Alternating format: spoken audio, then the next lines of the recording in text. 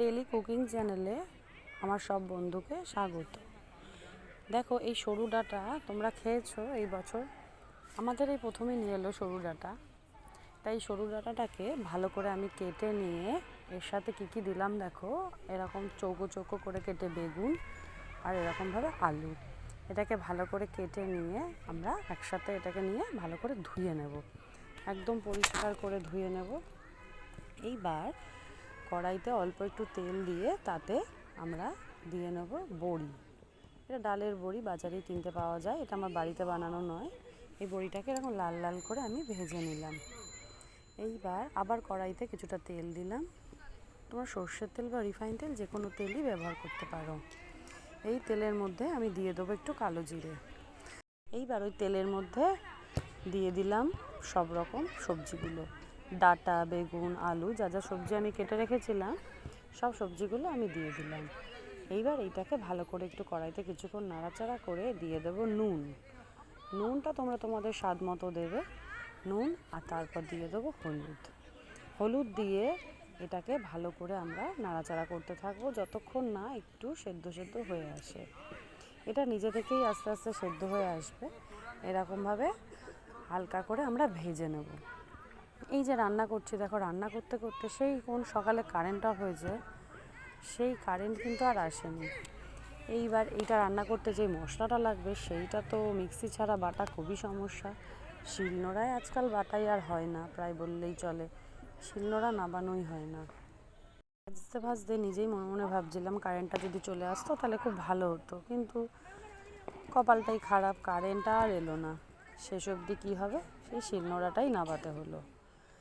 এবার দেখো এটা ভাজা হয়ে গেছে, এবার তো মশলা দেওয়ার পালা, আর কিছু করার নেই। এবার আমাকে শিলনোড়াটা নাবাতেই হবে। যাই হোক, এইবার আমি দেখো কিছুটা সর্ষে নিয়েছি, আর নিয়েছি কিছুটা টমেটো, আর একটাই কাঁচা লঙ্কা বেশি দেবো না, চাইলে তোমরা অনেকটাই কাঁচা লঙ্কা দিতে পারো।